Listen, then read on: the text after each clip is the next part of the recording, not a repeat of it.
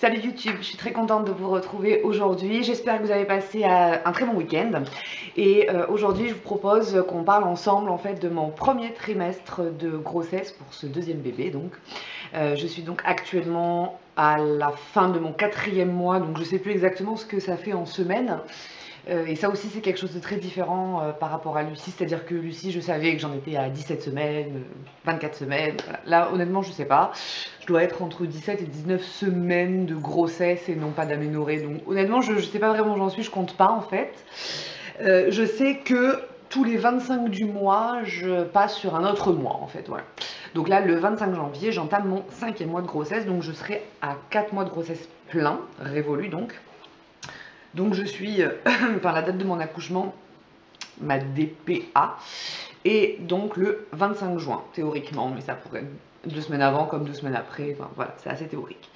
Donc au niveau de cette grossesse-ci, je vais commencer par les différences vis-à-vis de Lucie, parce que, enfin de ma grossesse avec Lucie, parce qu'en fait il y a beaucoup plus de différences entre, avec cette grossesse-là, que de points communs entre mes deux grossesses. Alors déjà, la première chose que j'ai constatée, c'est que en fait, j'ai jamais été autant fatiguée que ce que j'avais été pour Lucie. C'est-à-dire qu'en fait, Lucie, j'étais vraiment dans une fatigue extrême, j'étais exténuée, je n'en pouvais plus, je dormais en fait pratiquement toute la journée.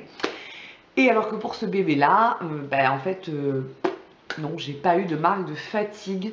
La fatigue de tous les jours, oui, quand on travaille, quand on a un enfant en bas âge et qu'il faut s'en occuper. Je vous rappelle que Lucie, elle a 3 ans, donc on est loin de l'autonomie. Donc le bain, faire à manger, voilà, lire l'histoire du soir, faire le ménage à la maison, faire les courses, travailler, parce qu'à l'époque, je travaillais encore à plein temps. Donc bon, j'étais pas si fatiguée que ça, et c'est vrai que ça m'a paru très bizarre, et d'ailleurs je disais à tout le monde, mais heureusement que j'ai pas été aussi fatiguée que pour Lucie, parce que sinon je sais pas comment j'aurais fait à m'en sortir tous les jours, justement pouvoir faire tout ce que j'ai à faire toute la journée. Lucie, c'était pas possible, j'ai été vraiment couchée à 6 h du soir, quoi, donc ça aurait pas été gérable, mais j'ai touché du bois.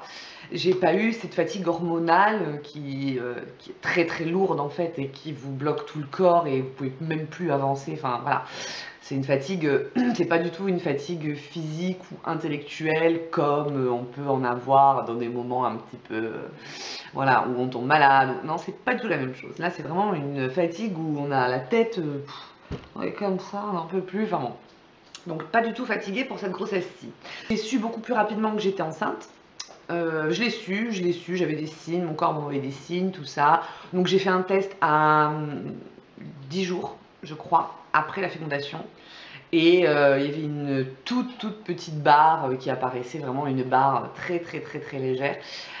Donc voilà, je me suis dit, je pense que oui, ça peut être une barre d'évaporation, je sais pas trop, je vais aller faire une prise de sang.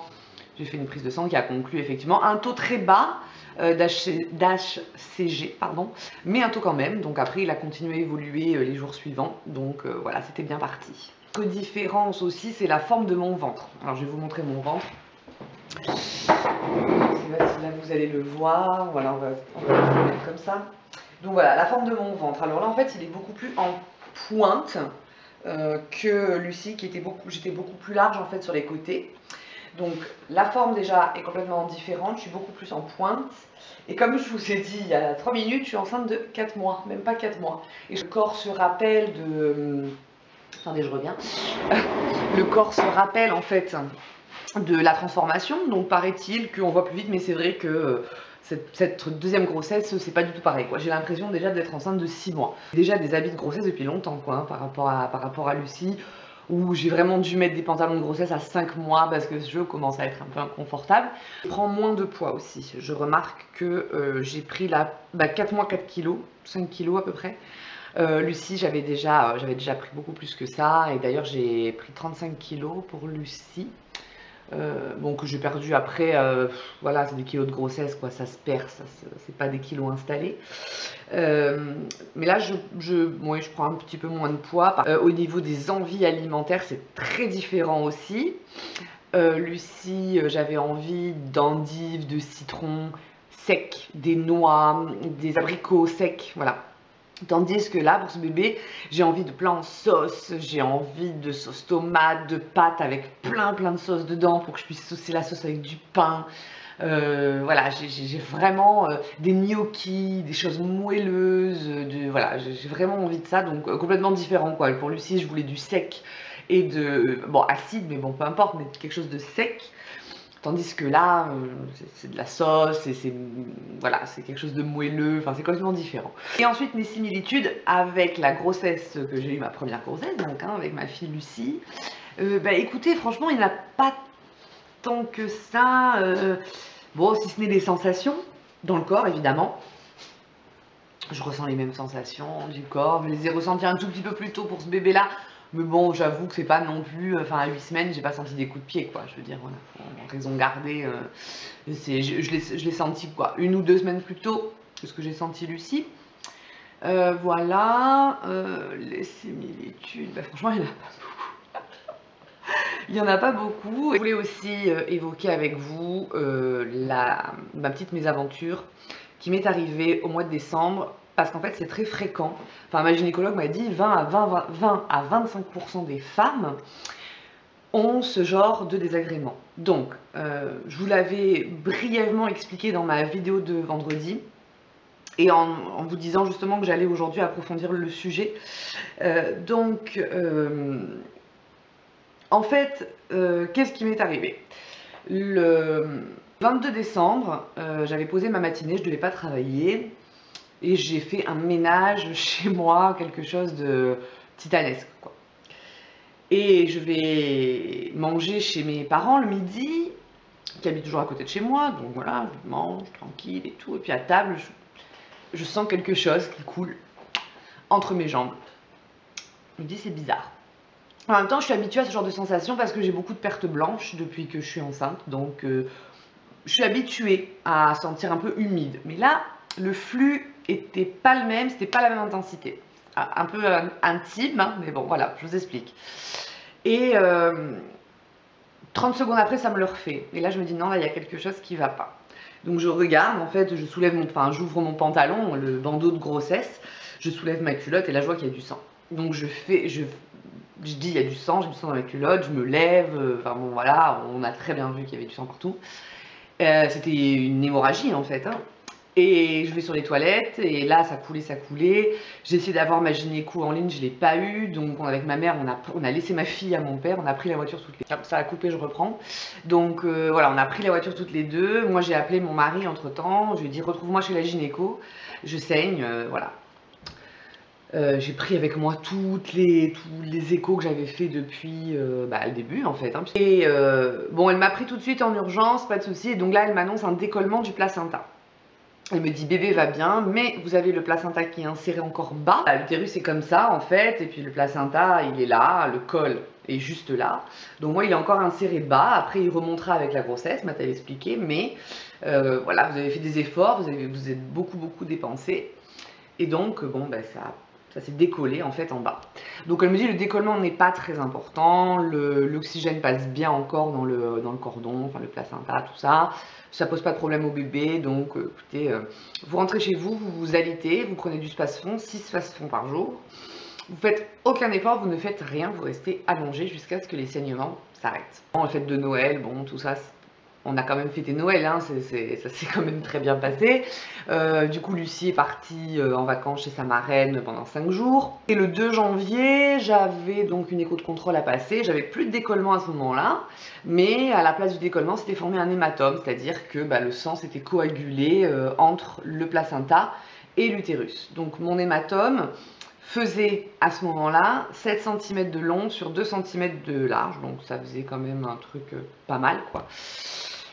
Surtout en longueur, qui ne troublait là aussi pas du tout les échanges avec le bébé. Quand elle m'a fait l'écho, elle m'a montré le sang qui rentre et le sang qui sort, le rythme cardiaque du bébé va très bien, son périmètre crânien est tout à fait normal, il est toujours prévu pour le 25 juin, donc il n'y a pas de retard de croissance in utero dû à ce décollement ou à cet hématome, donc vraiment il altère en rien nos échanges nutritionnels et vitaux quoi. On est rendu donc au 18 janvier où elle me dit l'hématome est toujours présent. cm de long sur 2, donc on est toujours sur 1,8, donc on est en mode rétrécissement quand même, hein, de 1 cm, donc c'est déjà pas mal. Mais me dit-elle, vous pouvez pas reprendre le travail, c'est pas possible. Avec un hématome, vous pouvez pas prendre la voiture tous les jours, aller-retour, subir du stress, il faut rester allongé et non pas trop assis. Et elle m'a dit, au niveau de vos tâches ménagères, bah, c'est soit vous passez l'aspirateur pendant 10 minutes, une journée, ou vous faites de la voiture pendant 5 minutes. Mais c'est pas les deux, sur 24 heures. Hein.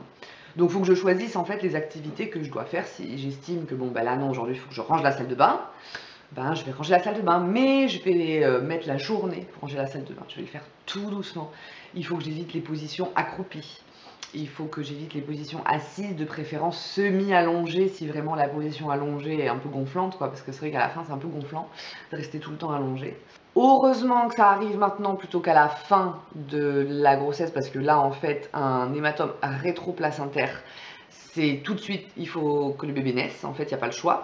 Ça peut être très dangereux pour la mère et pour l'enfant, tandis qu'un hématome comme j'ai eu moi, qu'ils appellent dans le termes médicaux un hématome désidual, c'est pas gravissime quoi, c'est pas gravissime, c'est une complication de la grossesse, mais qui ne qualifie pas forcément ma grossesse comme étant à risque. C'est ce petit incident qui m'est arrivé parce que physiquement j'ai peut-être un petit peu forcé sur mes capacités, j'ai voulu faire vite, donc j'avais que 2 heures pour ranger toute la maison, j'ai speedé, oui j'ai speedé, j'ai porté des choses lourdes, j'ai fait des allées-venues dans les escaliers en portant des panières de linge remplis à bloc, du linge mouillé qui pèse lourd, enfin bon voilà. Après j'ai passé l'aspirateur, j'ai passé la serpillière, enfin tout ça en 2 heures de temps, c'est vrai que je me suis pas économisée. Mais en même temps, voilà, je voulais que ma maison soit propre, donc comme quoi, maintenant c'est la leçon que j'ai retenue, même si c'est sale, je me prends pas la tête. C'est sale, et ben ce sera propre plus tard. Pour l'instant, c'est sale. Je pense que je vous ai tout dit sur ce petit incident, sur les différences et les similitudes entre mes deux grossesses. Si vous avez des questions auxquelles, bon ben là voilà, j'ai pas répondu parce que j'y ai pas pensé forcément, n'hésitez pas. Ma prochaine vidéo qui concernera cette grossesse là, ce sera vraiment le récap du premier trimestre parce que j'attends de le finir puisque je suis jusqu'au 25 janvier pour aller dans mon pour finir mon 4e mois. Donc oui, techniquement j'ai déjà terminé mon premier trimestre, mais je vais englober dans cette vidéo aussi le 4e mois, c'est-à-dire que je vais faire une vidéo premier trimestre et 4e mois, et après comme ça j'enchaînerai sur 5e mois, 6e mois, 7e mois. Je vous dis à bientôt, je vous dis donc à vendredi pour une vidéo assez fun. Bonne semaine à tous, ciao.